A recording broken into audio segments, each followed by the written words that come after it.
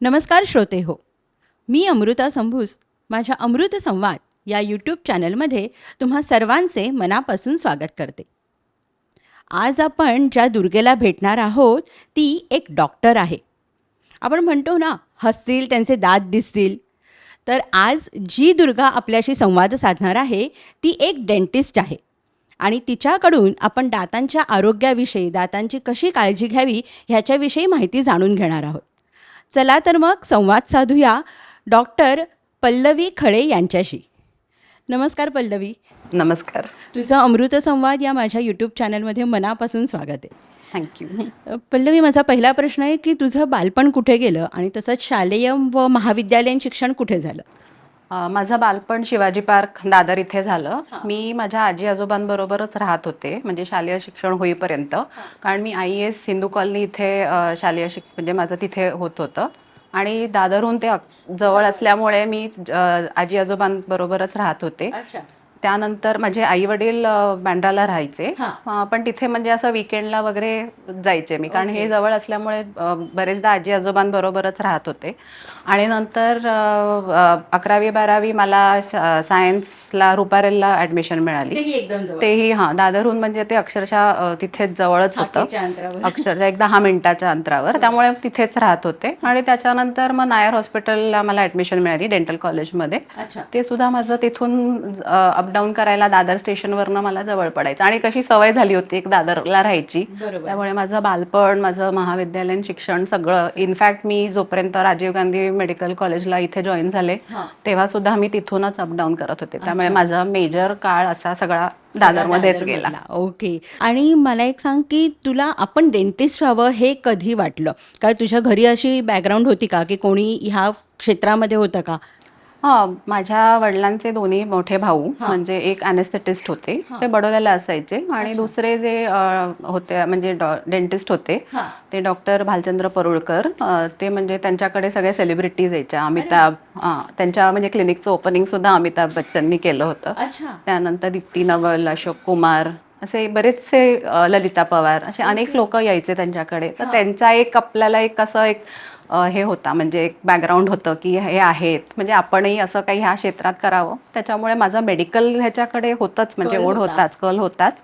आणि मग जसं ॲडमिशन मिळाली तसं मग नायर डेंटलला मिळून गेली, म्हणजे BDSचा. म्हणून मग मी ह्या क्षेत्रात करायचं करिअर ठरवलं. होमपेज तुझं रेडी होतं, म्हणजे काही अडचण आली तर काका मदतीला होते तुझ्या. आणि ते ओरल अँड मॅक्झिलोफेशियल सर्जन होते, त्यांनी पण MDS केलं होतं. पण मग तू असं कधी लहान असताना त्यांच्या क्लिनिकमध्ये जाऊन बघितलेलं आहेस का की ते कसं करायचे ऑपरेट वगैरे? म्हणजे आमचे जे ट्रीटमेंट वगैरे आम्ही तिथे करायचो, त्याच एक आठवणी आहेत. त्याच्यानंतर त्यामुळे ते, आणि नंतर ते पहिले किंग सर्कलला प्रॅक्टिस करायचे. नंतर मग त्यांची बँड्रा वेस्टला प्रॅक्टिस होती आणि तिथे त्यांचे हे सगळे सेलिब्रिटी यायचे. ते म्हणजे तिथे तुझी ती बीज रुजली गेली आणि तिकडे ती आवड निर्माण झाली की आपण डेंटिस्ट व्हावं म्हणून. बरोबर. मग तू डेंटिस्ट म्हणून प्रॅक्टिस कधीपासून सुरू केलीस? मी 1992 साली BDS म्हणजे बॅचलर ऑफ डेंटल सर्जरी झाले. त्यानंतर सुपर स्पेशलायझेशनला मला ॲडमिशन मिळाली MDSला. ती सुद्धा नायर हॉस्पिटललाच मिळाली. ते माझं ओरल मेडिसिन अँड रेडिओलॉजी या फील्डमध्ये माझं स्पेशलायझेशन आहे. त्यामुळे ते झाल्यानंतर मला माझे मावशीचे मिस्टर ठाण्यात जे होते डॉक्टर मोहन सोहनी, त्यांनी मला कळवा हॉस्पिटल म्हणजे राजीव गांधी मेडिकल कॉलेजमध्ये अधिव्याख्याता पोस्ट आहे हे असं सांगितलं. मग ती पोस्ट जेव्हा ॲडव्हर्टाईज झाली तेव्हा मी अप्लाय केलं आणि इंटरव्ह्यू झाला, त्यात माझं सिलेक्शन झालं. त्यावेळेला आपले डॉक्टर भानुशाली तिथे डीन होते. अरे वा. त्यामुळे माझं मग तिथे जेव्हापासून मी तिथे जे चालू केलं ते आजतागायत म्हणजे 31 वर्ष मला झाली तिकडेच. 1994 पासून मी आजपर्यंत तिथेच. वाव, मस्त. पण मग तू खरंच लकी आहेस की डॉक्टर भानुशालींसारख्या डॉक्टरच्या हाताखाली तुला काम करायला मिळालं आणि त्यांचा गायडन्स सुद्धा तुला मिळाला असेल. ते खूप एक महत्त्वाचं आहे, कारण ते खूप एक नावाजलेलं नाव ठाण्यातलं आहे डॉक्टर भानुशाली हे. मावशीचे मिस्टर सुद्धा डॉक्टर मोहन सोनी यांनी सुद्धा मला बऱ्यापैकी गायडन्स दिला त्यावेळेला. की म्हणजे मी तिथे हॉस्पिटल मेडिकल कॉलेजमध्ये माझं नवीनच हे होतं, त्यामुळे त्यांचाही मला अतिशय गायडन्स मिळाला त्यावेळेला. खरं तर डेंटिस्टकडे जायला लोक घाबरतात आणि डेंटिस्टकडे जायची वेळ येऊ नये ह्याच्याकरता आपण खाण्यापिण्याच्या कोणत्या सवयी बाळगायला हव्यात की जेणेकरून आपल्या दातांना इजा होणार नाही? बरोबर. मुख्य म्हणजे जेव्हा आपण जे काही खातो त्याच्यामध्ये साखरयुक्त किंवा चिकट असे पदार्थ जनरली अवॉइड करावे आणि फळं, भाज्या, फायब्रस फूड आपण ज्याला म्हणतो ते आपण जास्ती आचरणात आणलं तर आपल्या दाताचं आरोग्य नीट राहू शकतं. आणि वेळच्या वेळेला दात साफ करणं आणि वेळच्या वेळेला अन्नकण काही तोंडामध्ये राहू नये ही काळजी घेऊन चूळ भरणं याच्याने सुद्धा आपण आरोग्य हे नीट ठेवू शकतो दाताचं. म्हणजे ह्या सगळ्या बेसिक ज्या गोष्टी आहेत त्या आपण आचरणात आणल्या की आपलं सगळं दाताचं आरोग्य नीट ठेवायला आपली मदत होते.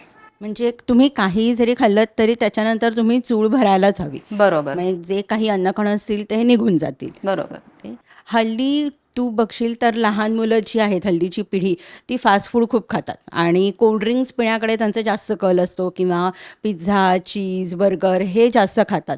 तर मग ह्या गोष्टींनी दातांना हानी होते का जास्त, वारंवार कोल्ड्रिंक्स प्यायल्याने किंवा चीज खाल्ल्याने? हो, डेफिनेटली ह्या सगळ्या पदार्थांनी इजा तर होऊ शकते. कारण शेवटी चीज वगैरे सुद्धा एका प्रकारे चिकट असतं, दाताच्या ह्याला चिकटू शकतं आणि जर त्या मुलांनी नीट ब्रश केलं नाही किंवा चूळ भरली नाही तर त्याच्याने सुद्धा त्यांच्या दाताला म्हणजे जसं डेंटल केरीज आपण म्हणतो ह्याची सुरुवात होऊ शकते. त्यामुळे पालकांना मी विनंती करते की जेव्हा सुद्धा हे तुम्ही नाही द्या असं मी म्हणत नाही आहे, जरूर द्या पण योग्य प्रमाणात द्या. त्यांच्याकडे लक्ष ठेवा की त्यांनी ब्रश केलंय की नाही किंवा चूळ भरली आहे की नाही. कारण नुसतंच खाऊन किंवा कधी कधी रात्री ब्रश करत नाहीत आपण असंच झोपलो की मग ते आपले किटाणू असतात त्यांना बरोबर सगळ्या एकदम सगळं फील्डच मिळतं, मैदान मिळतं की आपण त्याच्यावरती मग त्याच्याने ऍसिड फॉर्म होतं आणि त्याच्याने डेंटल केरीजला सुरुवात. अच्छा, म्हणजे मग जे कॅव्हिटीज वगैरे होणं त्याच्यानेच ते कॅव्हिटीज होतं. ते ऍसिड जेव्हा येतं म्हणजे जे प्रोड्यूस करतात आपल्या बॅक्टेरिया त्याच्याने आपल्या दातांना इजा होते आणि त्याच्यामुळेच हे अवॉइड करण्याकरता आपण मेनली हे फूड अवॉइड केलं तर उत्तमच. पण आजचं जसं युग चाललंय त्यामुळे ही मुलं सुद्धा कितपत ऐकतील की नाही मलाही सांगणं कठीण आहे. पण जरी तुम्ही खात असाल तरी ह्याची काळजी घ्या की तुम्ही त्याचे दात साफ करून हे करायला सांगा त्यांना किंवा रात्री झोपताना आणि जे काय खाल ते प्रमाणात खा. म्हणजे मी तर आवर्जून सांगेन की आपलं भारतीय अन्न खावं, म्हणजे सकस आहार ज्याला आपण म्हणतो ते घेणं उत्तम. म्हणजे जास्त करून आपल्या भाज्या, ज्या हिरव्या भाज्या आहेत, हिरव्या भाज्या, पालेभाज्या, फळं, दुधाचे पदार्थ, पनीर वगैरे जे आपलं हाय प्रोटीन आहे ते, किंवा भाकरी सुद्धा. हो हो नक्कीच. म्हणजे पिझ्झापेक्षा तुम्ही भाकरीवरती वेगवेगळ्या प्रकारच्या भाज्या घाला. तसंही आजकाल काय काय आया असं करून देतात आपल्या मुलांना. म्हणजे त्यांना तसंच जर हवं असेल तर भाज्या घालून आपल्या भाकऱ्यांवरती घालून सुद्धा असं दिलं तरी चालेल. आता मगाशी जसं मी म्हटलं पल्लवी की लोक डेंटिस्टकडे जायला खूप घाबरतात. तर त्याची कारणं जी असतात की बऱ्याच जणांकडनं ऐकलेलं असं की तो ड्रिलचा आवाज येतो, त्या ड्रिलच्या आवाजाने खूप भीती वाटते आणि ती भीती मनात राहिलेली असते. मग ते डॉक्टर खूपच आपल्याला इंजेक्शन देतात, त्यांनी कळ जाते डोक्यामध्ये. तर ही जी कारणं आहेत त्यामुळे भीती मनात असते.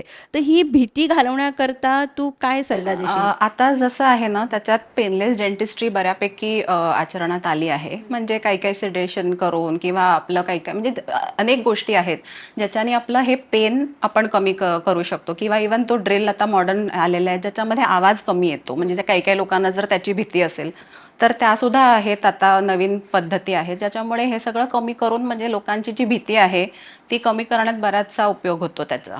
म्हणजे मॉडर्न टेक्नॉलॉजी ही खरंच उपयोगात आलेली आहे आणि तो एक दुवा पण बनलेला आहे आणि ज्यांनी डॉक्टरांना सुद्धा त्याचा फायदा होतो, तसंच पेशंटना सुद्धा फायदा होतो. हो, आणि मी तेच म्हणेन की घाबरून न जाणे म्हणजे डेंटिस्टकडे हे तुम्ही जास्त म्हणजे मोठं हानिकारक आहे. कारण तुम्ही जास्त हे ओढून घेताय तुमच्यावरती. कारण तुम्हाला त्रास आहे पण तुम्ही जस्ट भीतीच्या पोटी तुम्ही तिथे जात नाही आहात तर त्याच्याने तुम्हाला जास्त हानिकारक. ते आपण लांबणीवरती टाकतो की नको, आज नको, अजून दुखायला लागले की आपण जाऊ. म्हणजे जितकं आपण आणि जितकं उशीर होईल तेवढा त्याचा त्रास वाढू शकतो. म्हणजे आता बऱ्याच वेळा असं दिसतं की लोकांना हिरड्यांचे आजार हे खूप कमी वयापासून चालू होतात. म्हणजे 20 वर्षाचं जरी असेल तरी त्यांना हिरड्यांचा आजार चालू होतो. तर मग ह्याच्या मागची कारणं काय आहेत हिरड्यांचा आजार चालू व्हायची? बेसिकली जेव्हा आपण काही खातो आणि जसं म्हटलं तसं साफ केलं नाही किंवा आपण ते अन्नकण तोंडात राहिले तर आपल्या दातांच्या आणि हिरड्यांमध्ये हे अन्नकण जाऊन बसतात. आणि तसं जेव्हा ते होतं तेव्हा बॅक्टेरियांना ते पूर्णपणे आपण मैदानच मोकळं हे करतो की त्या हिरड्यांच्या आत जाऊन मग तिथून त्यांना इजा चालू होते हिरड्यांना. हे एक मूळ बेसिक हे कारण आहे. म्हणजे आपण त्याच्यासाठी आपल्याला दात साफ करणं, म्हणजे इवन हिरड्यांच्यासाठी आपण 6 महिन्यातनं एकदा डेंटिस्टकडे जाऊन ते साफ करून घेणं, कारण कधी कधी आपल्याला ते आपला ब्रश तिथपर्यंत पोचत नाही, किंवा फ्लॉसिंग करणं ही एक अजून एक आहे ॲडिशनल, जे दात साफ करण्यासाठी आपण उपयोगात आणू शकतो. आणि दुसरे आपले काही काही मेडिसिन्स असतात, म्हणजे काही अँटी हायपरटेन्सिव्ह ड्रग्ज आहेत ज्याच्यामुळे सुद्धा हिरड्यांना सूज येणं, म्हणजे ते नोन आहेत काही काही ज्याच्यामुळे हिरड्यांना त्रास होतो, किंवा इवन एपिलेप्सी जे म्हणतात, फिट येण्याचे जे असतात, त्या सुद्धा औषधांनी, काही काही औषधांनी हिरड्यांना सूज वगैरे येऊ शकते. तर आपल्याला त्या जेव्हा हे डॉक्टर्स देतात तेव्हा त्याचं हे साईड इफेक्ट्स पेशंटना सांगायला लागतं, आणि त्यांना त्याची काळजी घेणं गरजेचं असतं. ओके. पण मग ह्याच्यामध्ये आता बरेच जण मद्यप्राशन करतात किंवा तंबाखू आहे, गुटखा आहे, हे खातात, तर त्यांनी सुद्धा हिरड्यांचे आजार होतात का? तंबाखू ह्याच्याने हिरड्यांना तर इजा होऊ शकते, पण आपला आजूबाजूचा जो म्युकोजा आपण म्हणतो, किंवा बाजूचे सगळे आहे, त्यांना सुद्धा इजा होते. कारण ते तंबाखू काय आहे, शेवटी एक अशा प्रकारचं हे आहे की ज्याच्यानी पावडर आहे, किंवा आपण तिथे ठेवतात बरेचसे लोक, कारण त्यांना ते एक किक म्हणतो, असं बसते असं वाटतं, आणि त्याच्यानी इजा होऊन आपल्या म्युकोजाला त्रास होऊन पुढे जाऊन ह्याच्यात कॅन्सर उद्भवण्याची शक्यता असते. त्यामुळे तंबाखूचं सेवन हे तर टाळावंच. म्हणजे हिरड्यांचा कॅन्सर होऊ शकतो? हिरड्यांचा असं नाही, बाजूच्या म्युकोजाचा, बाकी कशाचाही, कारण तंबाखूतनं जे निघतं, जे काही त्याचं जे एलिमेंट असतात, घटक जे असतात, त्याच्यातनं आपल्याला कॅन्सर होऊ शकतं. हे सगळे कॅन्सर जन्य रोग हे आहेत, म्हणजे घटक आहेत, पसरवायला कारणीभूत ठरतात. बरोबर. त्यामुळे हे अवॉइड करणं, म्हणजे मी तर, मला माझ्यासमोर जो तंबाखू खाणारा माणूस येतो त्याला तर मी आवर्जून सांगते की तुला म्हणजे तुझा लाईफ स्पॅन कमी करायचंय का, की तुला अजून काय, म्हणजे हे एक त्याला पेशंटना मी नेहमी सांगत असते की हे तुम्ही थांबा. आणि बरेचदा त्याची सवय इतकी असते की हे थांबवणं किंवा बंद करणं त्यांना अशक्य असतं. मग त्याच्यासाठी पण आजकाल काही काही फार्मास्युटिकल कंपनीजनी त्याचे रिप्लेसमेंट्स आणलेत, की तुम्हाला वाटलं जर खावंसं तर तुम्ही हे खा. पण शेवटी काही काही वेळेस ते सांगतात, हो मी थांबवलं ना, मी आत्ताच थांबवलं, 15 दिवस झाले थांबवलं, पण ते कधी कधी म्हणजे ते आपल्याला एक डॉक्टरांना समाधान म्हणून सांगतात. पण शक्यतो ह्या गोष्टी टाळाव्या. म्हणजे हे जे सिगरेट आहे, किंवा तंबाखू आहे, किंवा ज्या तंबाखूच्या अदर फॉर्म्समध्ये जे मिळतात तंबाखू, ते सगळं न सेवन केलेलंच योग्य आहे. बरोबर. कारण तुम्हीच नाही तर तुमच्या हाताने ते दुखणं ओढवून घेताय आणि तुमच्या दातांचं आरोग्य तुम्हीच बिघडवताय. दातांचा आणि बाकीच्या हिरड्या आणि बाकीचा जो म्युकोजा म्हणतो आपण, गालाच्या बाजूचा आहे किंवा काय, कारण त्याच्यानी नंतर काय होतं, पहिले पहिले तर डायरेक्ट कॅन्सर कधी कधी होतो, किंवा पहिले पहिले जे तोंड उघडणंच म्हणजे कमी होऊन जातं. म्हणजे इकडचे सगळे स्नायू जे म्हणतात ते सगळे असे घट्ट होऊन जातात, पूर्ण उघडत नाही, आणि मग पेशंट येतात की त्यांना तोंड उघडता येत नाही, म्हणजे अक्षरशः 2 बोटांनी एवढंच हे राहतं, किंवा खाता येत नाही. असे हे आजार ह्या सगळ्या तंबाखू आणि इतर त्याच्या रिलेटेड घरी होऊ शकतात. त्यामुळे ते अवॉइड केलेलं कधी चांगलं. अच्छा. आत्ता जसं जबड्याचा विषय निघाला त्याच्यावरनं एक मला विचारावंसं वाटतं की हल्ली बऱ्याच वेळा आपण बघतो की अक्कलदाढ, ज्याला आपण विजडम टूथ म्हणतो, तो बऱ्याच जनरेशनमध्ये तिरपी येते ती अक्कलदाढ. तर मग ह्याच्या मागे सुद्धा जबड्याची आपली व्यवस्थित हालचाल न झाल्यामुळे होऊ शकतं का, काय त्याच्या मागची कारण काय? ऍक्च्युली कसं आहे की जसं इव्होल्युशन होत गेलं, म्हणजे माणसाचं जसं जसं हे झाला तसं आपल्या जबड्याचा साईज कमी कमी होत गेला. आणि पहिले कसे पूर्वीच्या ह्याच्यामध्ये 4 मोलर्स असायचे, आता आपल्याला 3 असतात. 3 म्हणजे ही तिसरी जी विजडम टूथ आहे तो. आणि मग त्याला यायला जागा नसते, कारण जबडा छोटा झाला, आपले दात आहेत तेवढे राहिले, आणि मग तसं हळूहळू करता करता त्याला जागा न राहिल्यामुळे तो आतमध्ये अडकून राहतो. अच्छा. आणि अडकून राहिल्यामुळे तो तिरका येतो, आणि मग तो यायचा प्रयत्न करतो पण त्याला जागा नसते. मग अनेकदा तिथे आणि आपण अन्नकण वगैरे असतात ते तिथे अडकतात, मग तिथे इन्फेक्शन होतं, पू होतो, बाहेरून सूज दिसते, किंवा असे सगळे मग त्याचे हे म्हणतात कॉम्प्लिकेशन्स होत राहतात अक्कलदाढीचे. म्हणून ती बरेचदा तिरकी का येते, कारण त्याचं कारण हे की त्याला जागाच नसते यायला. त्यामुळे बरेचदा हे 18 ते 25 हा वयोगटात ती येते, ती विजडम टूथ ज्याला आपण म्हणतो ती. आणि ती बरेचदा त्यामुळे तिरकी आल्यामुळे मग हे सगळे त्रास होतात. त्यामुळे मग तेव्हा आपण अँटीबायोटिक्स देऊन ते सूज कमी करून, आणि जेव्हाही आपल्याला कुठेही तोंडाला सूज येते, म्हणजे जबड्याला किंवा हे, आपल्याला बर्फानी शेकणं फार महत्वाचं असतं. कारण हे अनेकदा लोकांना माहिती नसतं, ते बरेचदा गरम पाण्याने असं किंवा गरम फडक्याने वगैरे शेक करतात, त्यांना वाटतं की अरे शेक करून आपल्या कसं पाय वगैरे दुखतो, आपण पाय गरम पाण्याने करतो तसं जबड्याला करतो, पण ते अतिशय चुकीचं आहे. त्याच्याने ती सूज वाढू शकते आणि बरेचदा ती सूज म्हणजे डोळ्यापर्यंत किंवा आपल्या इथे म्हणजे मेंदूपर्यंत वगैरे जाऊ शकते. अरे बापरे. त्यामुळे स्पेशली हा जो भाग आहे ह्याच्यामध्ये जर सूज आली तर ती जरा हानिकारक असू शकते. अच्छा, तर कारण त्या शिरा एक कनेक्टिंग असतात असू शकतात. त्याच्यामुळे त्यामुळे अक्कलदाढेचं पण म्हणजे आपण लक्ष देऊन हे करायला पाहिजे, म्हणजे त्याच्याकडे दुर्लक्ष करता कामा नये. प्रॉपर डेंटिस्टकडे जाऊन बाहेर आपल्याला जेव्हा अँटीबायोटिक्स आणि हे घेऊन त्याच्यानंतर ते प्लॅन करून ते सर्जिकली काढायला लागते. बरोबर. राईट. आणि मला वाटतं अक्कलदाढ एकदम शेवटी जसं तू म्हणालीस की तिला यायलाच जागा नसते त्याच्यामुळे ती थिरपी येते आणि बऱ्याच वेळा असं होतं की आपला ब्रश सुद्धा तिथपर्यंत पोहोचत एक्झॅक्टली, नाही. त्यामुळे ती किडते. अनेकदा बऱ्याच लोकांच्यात हेही होतं की ती सरळ जरी आली असेल तरी ब्रश आपल्या तिथपर्यंत जात नाही बरोबर. आणि त्याच्याने ती किडून मग तो त्रास चालू. आणि मग बाकीच्या दातांना सुद्धा त्याचा परिणाम होत असेल, म्हणजे ती जर का किडली दाढ आणि आपण नाही काढली तर त्याचा बाकीच्या पुढच्या बाकीचा असं म्हणजे ती अगदी बाजूबाजूला असेल त्याला ती कीड लागू शकते, पण म्हणजे वेळेत त्याचा उपचार करणं गरजेचं आहे. गरजेचं आहे.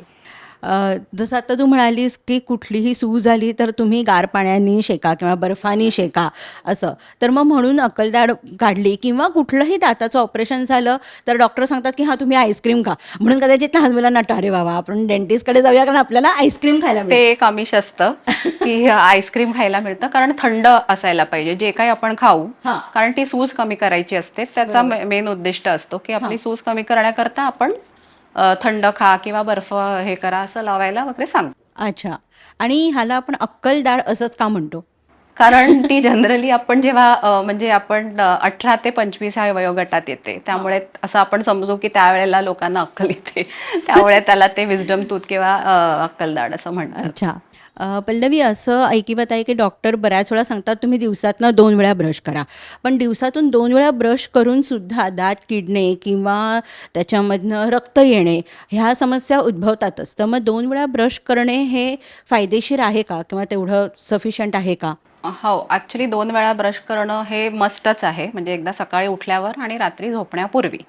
पण नुसतं ब्रशिंग सफिशियंट होत नाही, त्याच्यासोबत आपल्याला माउथवॉशचा उपयोग करायला पाहिजे, आपल्याला फ्लॉसिंग करायला पाहिजे. म्हणजे फ्लॉस हा डेंटल फ्लॉस जो असतो तो एका थ्रेडसारखा असतो, जो आपल्याला म्हणजे जिथे ब्रश पोचू शकत नाही तिथे हा डेंटल फ्लॉस वापरून आपण दातातले म्हणजे 2 दातांच्या मध्ये जे अन्नकण अडकलेलं असतं ते आपण काढू शकतो. अच्छा. त्यामुळे आपल्याला फ्लॉस, माउथवॉश आणि जीभ वगैरे साफ करणं पण गरजेचं आहे. अच्छा. आणि मग हे सगळं नुसतंच आपण ब्रश केलं आणि ब्रशिंग टेक्निक ही फार महत्वाची आहे. म्हणजे आपण सकाळी बरेचदा मी आता आमच्या स्टुडंट्सना पण सांगते की तुम्ही उठता, तुम्हाला घाई असते, घेता टूथपेस्ट, आपलं इकडे तिकडे इकडे 2 वेळा, इथे 2 वेळा असं केलं, हे चुकीचं आहे. ब्रशिंग टेक्निक ही महत्वाची आहे. तुम्ही पेस्ट कुठचीही वापरा, पण तुम्ही ज्या प्रकारे ब्रश करता, कारण आपला हेतू काय ब्रशिंगचा, जे आपल्या अन्नकण दातावर आहे ते काढायचा.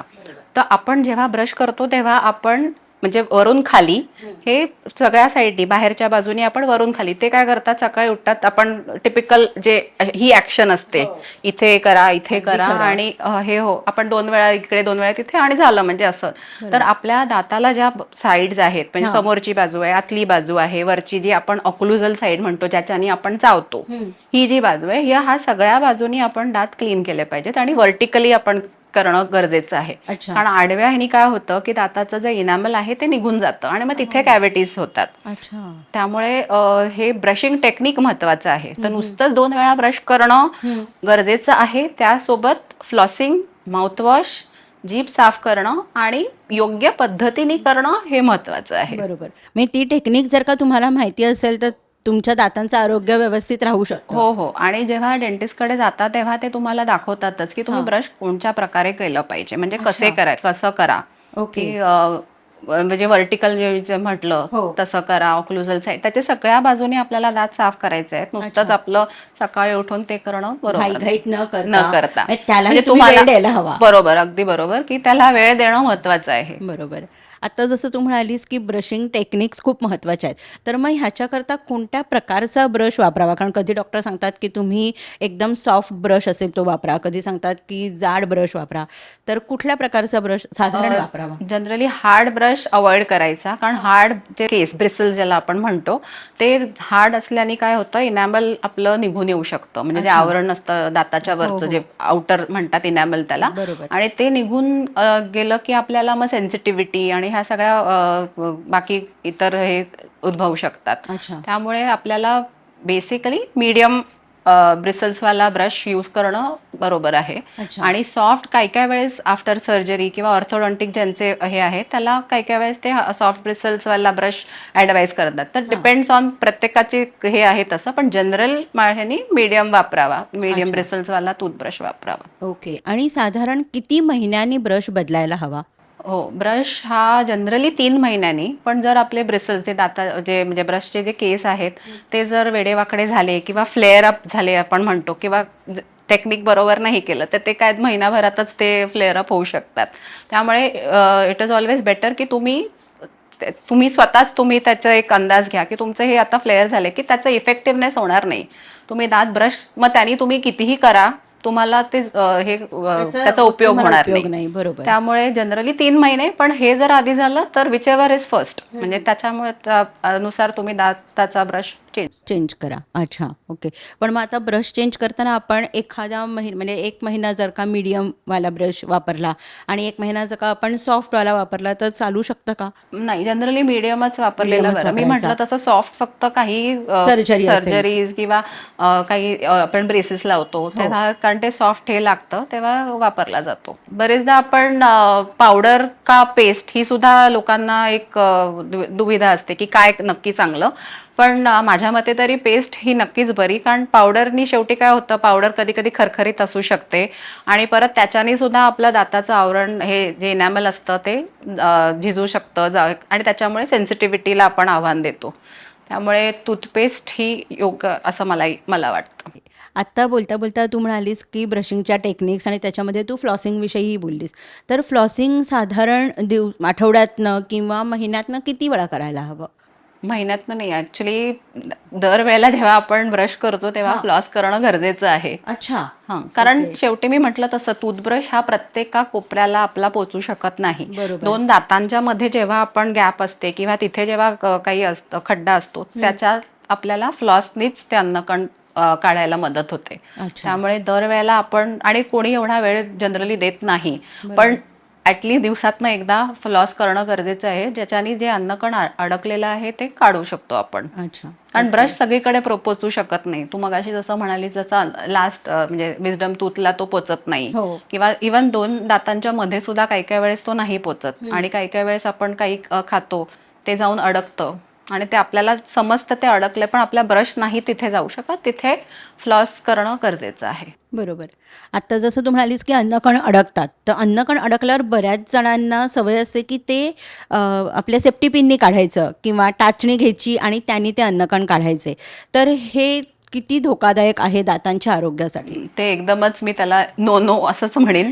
कारण सेफ्टी पिन किंवा टाचणी वगैरे हे शेवटी काय आहे, हे अनस्टराईल गोष्टी आहेत आणि त्या आपल्या तोंडात टाकल्या की त्याला इन्फेक्शनला अगदीच आमंत्रण देण्यासारखं आहे. त्यामुळे त्या टोटली अवॉइड करायच्या. ओके.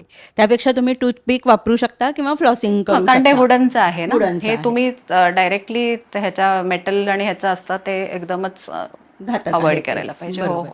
ओके. आता एक मला नेहमी प्रश्न पडतो की आपण आपल्या दातांचं आरोग्य एवढं का जपायचं? म्हणजे जर का आपल्या दातांना काही इजा झाली किंवा दाताला कीड लागली एखाद्या आणि आपण जर का त्याच्याकडे दुर्लक्ष केलं तर त्याचे आपल्या शरीरामध्ये इतर अवयवांवरती काही परिणाम होतात का? किंवा आजार उद्भवू शकतात का दुसरे? हो, जनरली असं म्हणतात की oral cavity is the mirror of the human body. म्हणजे आपलं दाताचं आरोग्य किंवा ओरल मौखिक आरोग्य आपण चांगलं ठेवलं, त्याच्यानी आपलं इतर सुद्धा बाकी पचनाला म्हणा किंवा आपलं मधुमेह आहे त्यांना सुद्धा, म्हणजे आपण ह्या सगळ्या गोष्टींवरती आपण कंट्रोल करू शकतो. कारण आपलं दाताचं आरोग्य जिथे चांगलं आहे तिथे आपण पूर्ण आपल्या शरीरावर त्याचा डेफिनेटली असर आहे. त्यामुळे चांगला आपल्याला परिणाम होतो. त्यामुळे आपल्याला दाताचं आरोग्य हे कायमच चांगलं ठेवायला पाहिजे.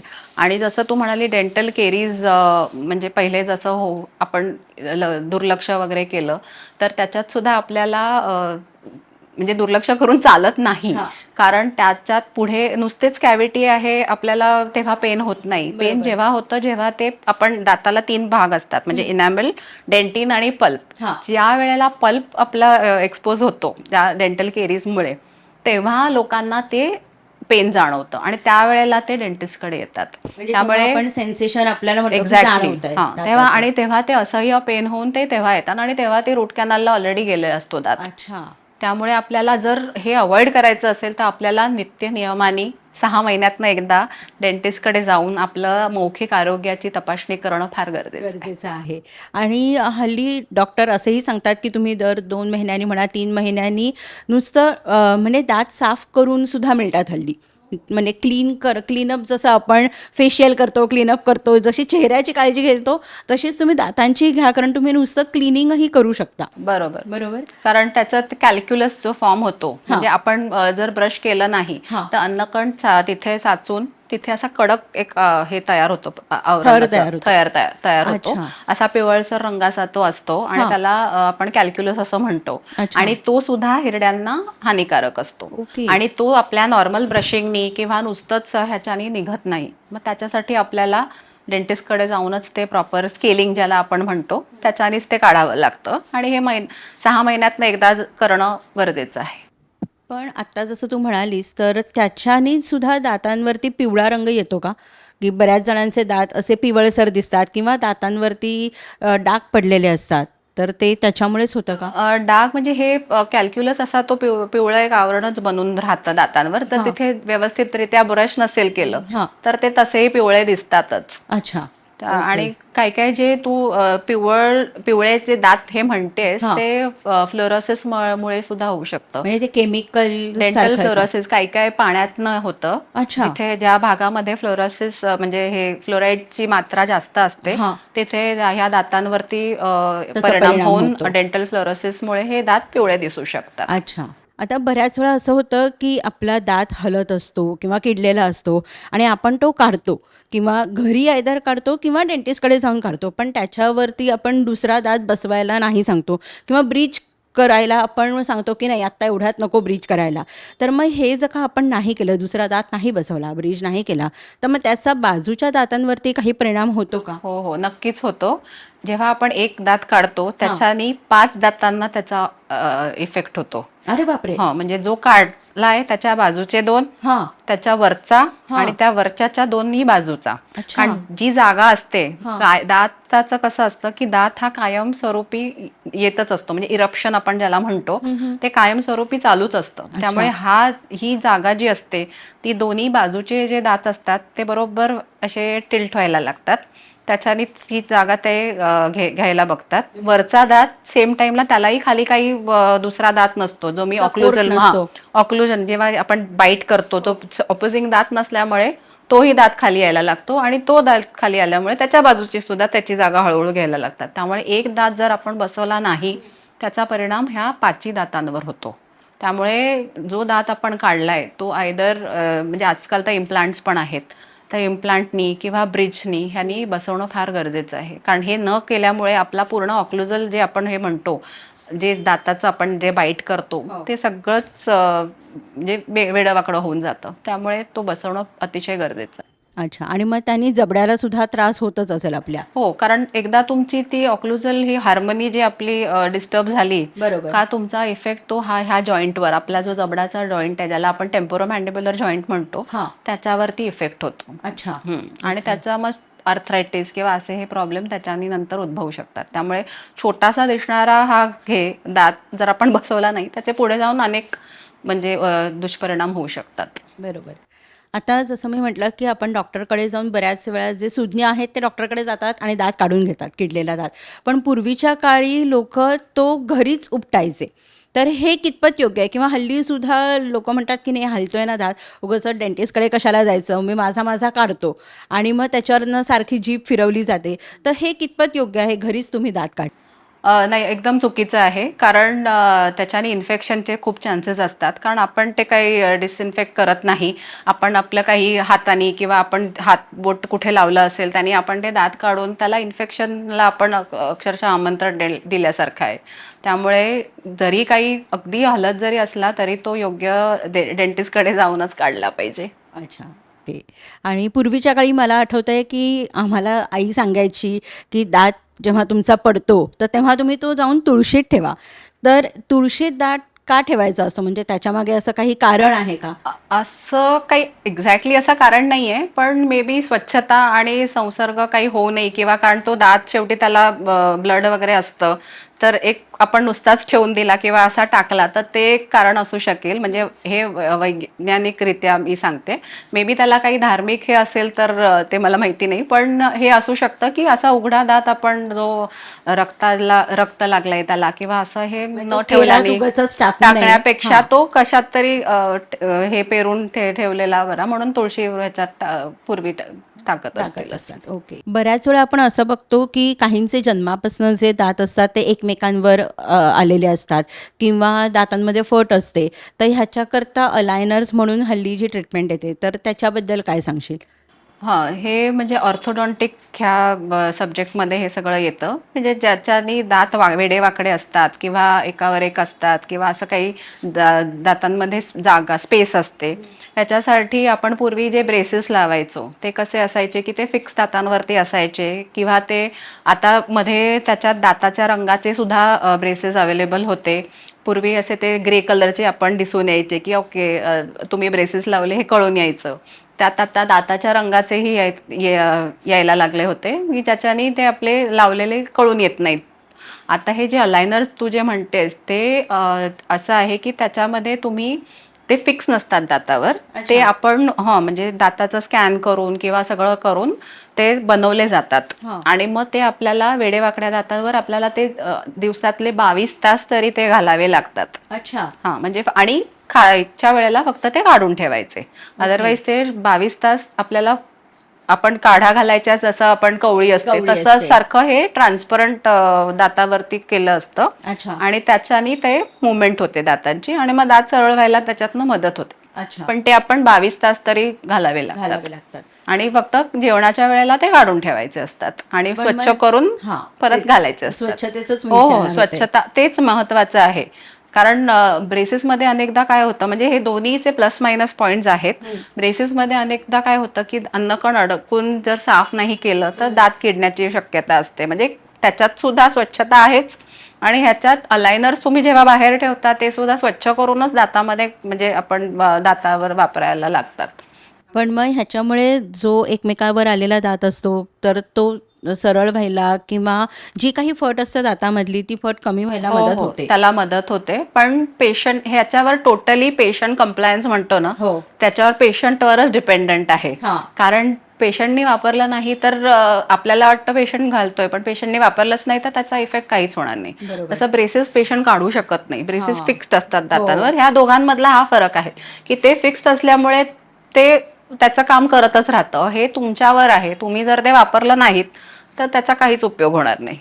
आणि पूर्वी कसं जसं तू म्हणालीस की ब्रेसेस त्या दिसायच्या, तर मग मुलींना जास्त करून असं वाटायचं की अरे मी हसल्यावरती ते दिसतंय आणि ते एकदम विचित्र वाटतं. त्यामुळे हल्ली जे इनव्हिजिबल आहे ते लोक जास्त प्रिफर त्याला करत तेच तू असतील. अलायनर जे म्हणाली त्याला इन्व्हिजिलाइन म्हणतात हां. आणि ते तुम्ही तसंच जसं की मी म्हटलं तसं बनवून घेऊ शकतो आणि ते 22 तास वापरायला लागतंच आपल्याला. अच्छा. पण त्याच्याकरता काही वेगळी ट्रीटमेंट वगैरे अशी नाहीये. नाही नाही, त्याचं स्कॅन करून ते पाठवलं जातं आणि मग ते आपल्याला 2-2 आठवड्यांनी ते अलायनर्स चेंज करायचे असतात अच्छा. आणि एक 9 महिन्यात ही सगळी ट्रीटमेंट जनरली 9 महिन्यात होऊ शकते. म्हणजे okay. Depends on the cases. हां. म्हणजे पण जनरली ते तुमच्यावर आहे. तुम्ही जितकं हे रेग्युलर चिकाटीने वापराल. वापराल त्याच्यावरती ते आहे. आत्ताच माझ्या वाचनात एक आलं की ऑर्थोग्नॅथिक सर्जरी पण हल्ली आहे. तर ही ऑर्थोग्नॅथिक सर्जरी नक्की काय असते आणि ती कधी करायची असते? ऑर्थोग्नॅथिक सर्जरी म्हणजे जेव्हा आपला जबडाच म्हणजे आपले दोन गोष्टी आहेत, दात पुढे असणं आणि जबडाच पुढे असणं. दात पुढे असायला आपण ऑर्थोडॉन्टिक ट्रीटमेंट जी आहे ती करतो आणि जेव्हा आपला जबडाच पुढे असतो मे बी मॅक्झिला मॅन्डिबल म्हणजे वरचा जबडा किंवा खालचा, त्याच्यासाठी ही सर्जरी असते, जेणेकरून हा जबड्यातला काही भाग आपण कट करून, म्हणजे मी तुला आता सोप्या भाषेत सांगते, आणि तो कट करून तो जबडा आपण मागे पोझिशन करतो. म्हणजे मग आपला जर समजा वरचा जबडा पुढे आहे तर ते कट्स घेऊन आपण, म्हणजे प्रॉपर सर्जरी, म्हणजे ओटीमध्ये ही सर्जरी होते, ज्याच्यात तो मॅक्झिला मागे घेतला जातो आणि मग आपला म्हणजे अपिअरन्सला हा खूप फरक पडतो. कारण काही काही वेळेस आपण असं इवन आपला खालचा जबडा पुढे असतो, म्हणजे एकदम असा पुढे हे असतो, त्याच्यात हे सगळे प्रॉब्लेम होतात. एक तर खायचा प्रॉब्लेम होतो, दिसायचा तर असतो, अपिअरन्स हा पहिला हे असतो, इवन फंक्शन म्हणजे खायच्यासाठी सुद्धा हा प्रॉब्लेम होऊ शकतो. तेव्हा सुद्धा हे जबड्यातला काही भाग कट करून हा जबडा आपण रिपोझिशन करतो पाठी, आणि मग तो सर्जरीच्या साह्याने आपण तो व्यवस्थित पूर्ण म्हणजे नॉर्मल पोझिशनला आणू शकतो. अच्छा, पण मग ही सर्जरी झाल्यानंतर काय काळजी घ्यायची असते पेशंटने? जशी आपली आता हे काय असतं, जसं फ्रॅक्चर नंतर आपण जशी काळजी घेतो ती सगळी सेम काळजी घ्यावी लागते. पहिलं 1-6 आठवडे नरम खाणं, म्हणजे काही कडक खायचं नाही किंवा असं सगळं, ते त्या आपल्याला ती काळजी घ्यावीच लागते. पण मग त्याच्यामध्ये जास्त थंड किंवा जास्त गरम पेय असं प्यायलेलं चालतं का नाही चालत? थंड, जनरली थंड. गरम अवॉइडच करायचं, कारण शेवटी सर्जरी आहे, बरोबर. आपल्याला तिथे काही सूज वगैरे येऊ शकते त्याच्यानंतर, त्यामुळे सगळं थंड, बर्फानी शेक आणि सगळं थंडच हे घ्यायचं असतं. अच्छा, म्हणजे गरम काही नाही, थंड म्हणजे असं काही एकदम आईस कोल्ड असं नाही म्हणत मी, पण एक नॉर्मल टेम्परेचरचं वगैरे, गरम नाही काही हे करायचं. म्हणजे ही जास्त करून ज्यांचा जबडा पुढे आहे त्यांच्याकरता ही सर्जरी जास्त उपयोगाची आहे. हो हो, नक्कीच. म्हणजे जबडा किंवा इवन मॅक्झिला म्हणजे पुढचा वरचा हे सुद्धा असेल, त्यांना हे दोन्ही याला हे करू शकतो आपण. बरोबर. पल्लवी, ज्यांना कोणाला डेंटिस्ट ह्या क्षेत्रामध्ये करिअर करायचं असेल तर त्यांना तू काय सल्ला देशील? त्यांनी कशी तयारी करावी? बेसिकली पहिलं म्हणजे 11वी-12वी सायन्स आता गरजेचं आहे, ज्याच्यामध्ये फिजिक्स, केमिस्ट्री, बायोलॉजी तुम्हाला घेऊन 12वीची पदवी लागते. आणि त्याशिवाय आजकाल तर आता नीट एक्झाम जी आहे ती एंट्रन्स एक्झाम द्यावी लागते, ज्याच्यानंतर तुम्हाला BDSला ॲडमिशन मिळू शकते. मग त्याच्याप्रमाणे तुमचा स्कोअर आहे, त्याच्याप्रमाणे तुम्हाला BDSला ॲडमिशन तुम्ही घेऊ शकता. आणि त्याच्यानंतर सुपर स्पेशलायझेशन आहे, म्हणजे MDS करायला, त्याला सुद्धा एंट्रन्स एक्झाम, परत PG नीट आहे, त्यामुळे ते बराच काळ चालणारी हे आहे आजकाल. प्रोसेस खूप मोठी आहे, पण ह्या सगळ्या नीटच्या परीक्षा तुम्ही नीट द्यायला पाहिजेत. हो, एक्झॅक्टली. त्याची तयारी व्यवस्थितरित्या करायला हवी. बरोबर. आता शारदीय नवरात्र चालू आहे, तर तू आपल्या महिलांना काय संदेश देशील? नवरात्र हे शक्ती आणि स्त्री सन्मानाचे प्रतीक आहे, त्यामुळे सगळ्या स्त्रियांना मी हेच सांगेन की तुमचं मौखिक आरोग्य व्यवस्थित राहू द्या, तुमचं शारीरिक आरोग्याकडे सुद्धा तुमचं लक्ष असू द्या. कारण बरेचदा आपण आपल्या फॅमिलीसाठी इतर करताना स्वतःकडे लक्ष देत नाही, त्यामुळे स्वतःकडे लक्ष द्या, स्वावलंबी व्हा, आत्मविश्वासाने राहा, सज्ज राहा, आणि तुम्हीच तुमच्या जीवनाचे शिल्पकार आहात, त्यामुळे तुम्हीच सगळ्याची काळजी तुम्हीच तुमची घ्या, आणि कायम हसत राहा, आणि तूच आहेस तुझी शक्ती स्वरूपा. वा, किती सुंदर. खरंच खूप छान संदेश दिलास. आणि रसिक हो, तुम्हाला माहितीच आहे की आपलं मौखिक आरोग्य हे खूप महत्त्वाचं आहे, कारण आपण जे काही खातो त्याच्यावरतीच आपलं हे शरीर चालत असतं, कारण ते पचनसंस्थेला खूप महत्त्वाचं असतं. जे काही आपण खात असतो त्यांनीच रक्त बनत असतं, त्यांनीच आपल्याला ऊर्जा मिळत असते. त्याच्यामुळे आपण दातांकडे तेवढं लक्ष देत नाही जोपर्यंत आपला दात दुखत नाही. तर असं करू नका, कारण तुम्हाला जर का तुमचं हास्य चांगलं ठेवायचं असेल आणि तुम्हाला ते अजून खुलावं असं वाटत असेल तर त्याच्याकरता मौखिक आरोग्य हे खूप महत्त्वाचं आहे, त्याच्याकडे दुर्लक्ष करू नका. पल्लवी, आज तू माझ्या अमृतसंवाद या यूट्यूब चॅनलवरती आलीस आणि इतकी छान माहिती आणि सोप्या शब्दात तू ती दिलीस, त्याबद्दल तुझे मनापासून आभार. आणि तुझे सुद्धा आभार, मला इथे बोलवल्यामुळे आणि मला प्रेक्षकांशी संवाद साधून देण्यामुळे तुझे सुद्धा आभार. थँक्यू. तर श्रोते हो, आज आपण ज्या दुर्गेशी संवाद साधला त्यांनी आपल्याला इतकी सुंदर माहिती दिली आहे मौखिक आरोग्याबद्दल, ती तुम्ही लक्षात ठेवा, त्याची तुम्ही उजळणी करा. आता आपण उद्या भेटणार आहोत एका नवीन दुर्गेला, पण तोपर्यंत आपली त्रिसूत्री विसरायची नाही. कुठली? लाईक, शेअर आणि सबस्क्राईब. आणि कोणाला करायचं? अमृतसंवाद या माझ्या यूट्यूब चॅनलला. तर उद्या भेटूया एका नवीन दुर्गेसह. तोपर्यंत नमस्कार.